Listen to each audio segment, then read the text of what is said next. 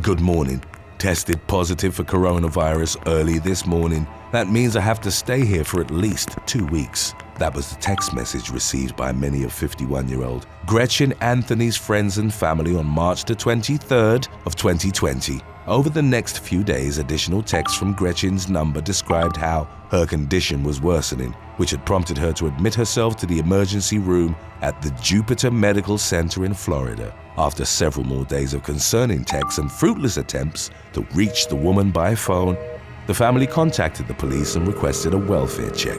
Officers discovered that the security cameras had been ripped from the walls inside Gretchen's residence. After reaching out to the security service provider, investigators obtained copies of the camera's recordings from the day she'd last been seen. The video showed a man lying in wait on Gretchen's patio. Around the same time, a neighbor claimed to have heard a woman let out a blood-curdling scream. The police ultimately identified Gretchen's estranged husband, David, from whom she'd filed for divorce just weeks before her disappearance, as a person of interest in the case. After a manhunt spanning roughly 2,000 miles, David was located in New Mexico, where he was taken into custody on suspicion of kidnapping and murdering his wife. He was also accused of sending the deceptive text messages from her phone in an attempt to cover his tracks. In December of 2020, the authorities reached an agreement with David,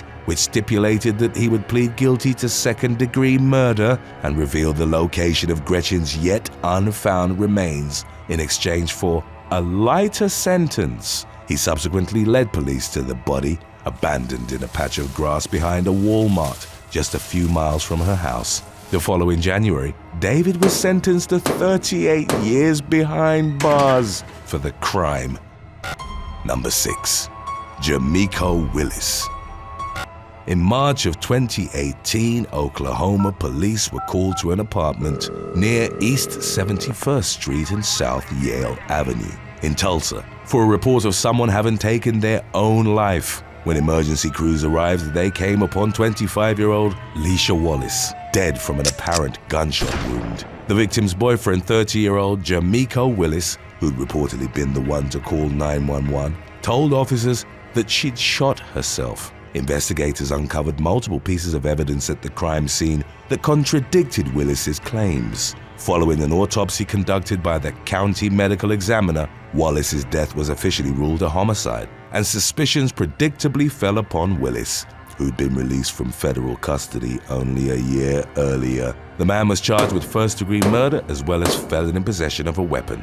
During the ensuing homicide investigation, it was also determined that Willis's brother Terry had helped him cover up the crime before the arrival of police. He allegedly helped stage the crime scene to better support their cover story, and was also accused of intimidating a state witness in connection to the investigation. Terry, who was also a convicted felon, was consequently arrested on charges of accessory to murder and intimidation of a witness. In April of 2021, after Willis entered a guilty plea to his charges, he was convicted of second-degree murder and sentenced to 20 years behind bars. Number 5. Luis Romero.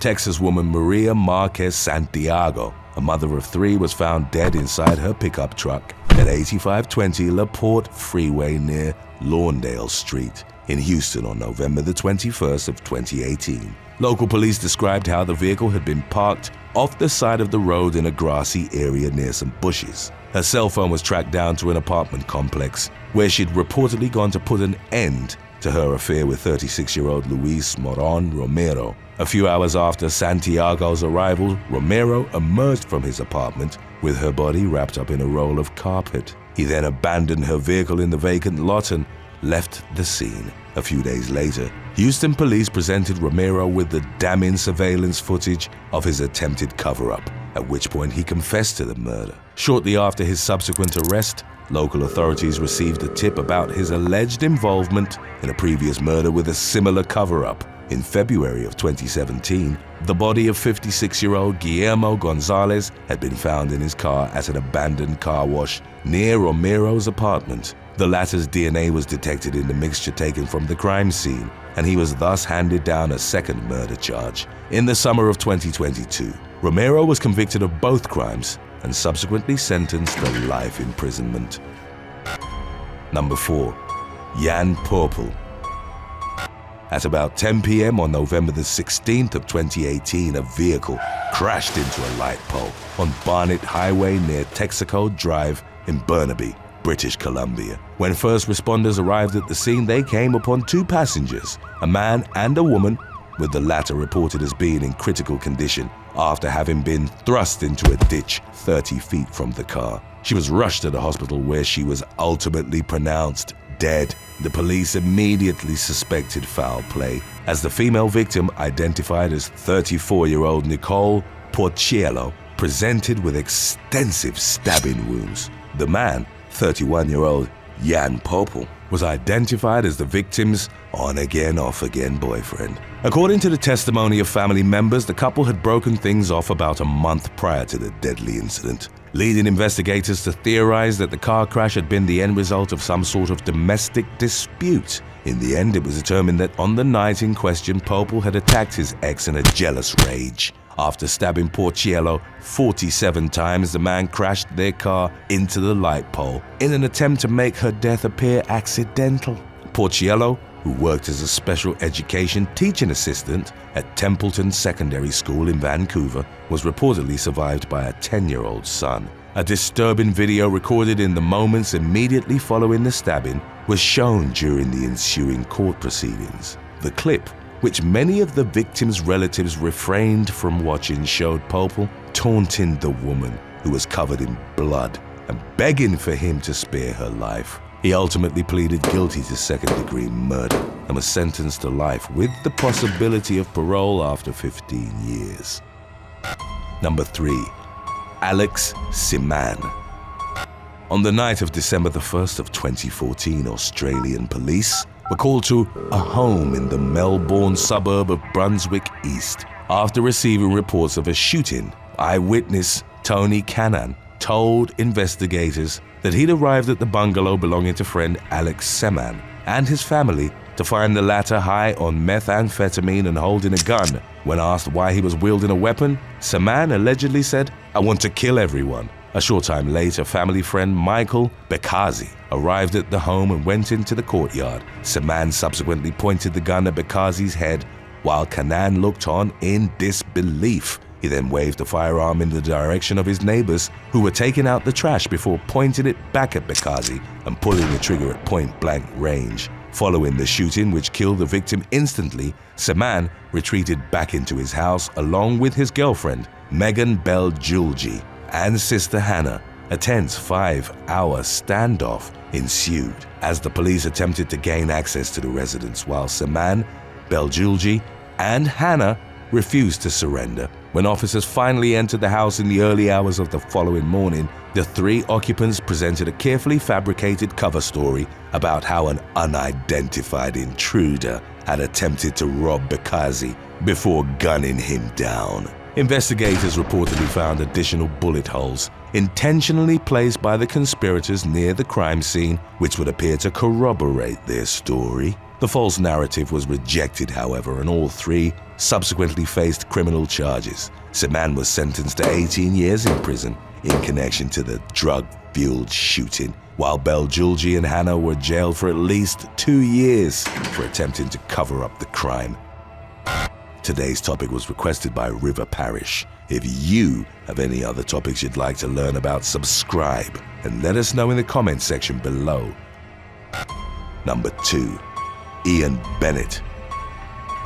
The lifeless body of 38-year-old Kerry Woolley was found in the bedroom of her flat in the English town of Solihull on the afternoon of July 12th of 2020. The mother of 2 reportedly presented with 54 sharp force wounds, the majority of which were concentrated on her neck. There were also signs that she'd been strangled. West Midlands police had been notified of the grisly crime scene by the victim's boyfriend, 38-year-old Ian Bennett, who claimed to have come upon her body already in its mutilated state. Investigators reviewed text messages exchanged between Bennett and Woolley, which indicated that the couple had had a falling out days prior to the latter's death. The man had reportedly accused the victim of cheating on him which the police labeled a groundless allegation. CCTV footage showed a car belonging to Bennett's 63-year-old mother, Linda, drive into a canal bridge where the latter then exited her vehicle and tossed an item into the water. Investigators used dash cam footage from Linda's car to prove that the item she discarded was actually the knife used to fatally stab Woolley. Bennett was thus taken into custody on suspicion of murder, while his mother was also arrested for helping him cover up the crime. Following a 16-day trial at Birmingham Crown Court, the man was found guilty and jailed for a minimum of 25 years. Linda was likewise convicted, leading to a 3-year prison sentence of her own. Number 1. Elliot Turner.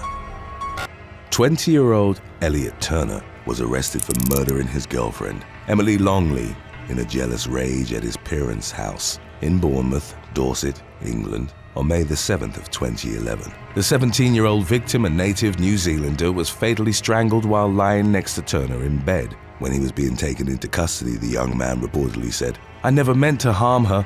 I just defended myself." Turner maintained his innocence and was subsequently released on bail, at which point Dorset police covertly installed surveillance devices at his parents' home on Queenswood Avenue. The police reportedly obtained 23 separate audio recordings in which Turner's parents openly discussed how they destroyed a letter the young man had penned confessing the murder. They were also accused of removing vital evidence from the murder scene prior to the arrival of police. Although the legal defense team argued that the damning audio clips had been recorded illegally, they ultimately proved to be a substantial part of the prosecution's case. In court, it was detailed how Turner had a history of obsessive and controlling behavior towards women, including Longley, an aspiring model, whom he'd baselessly accused of unfaithfulness. Following a 4-week trial, Turner was convicted of murder and sentenced to life,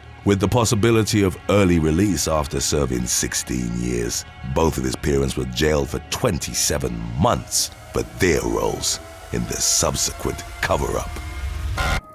Thanks for watching.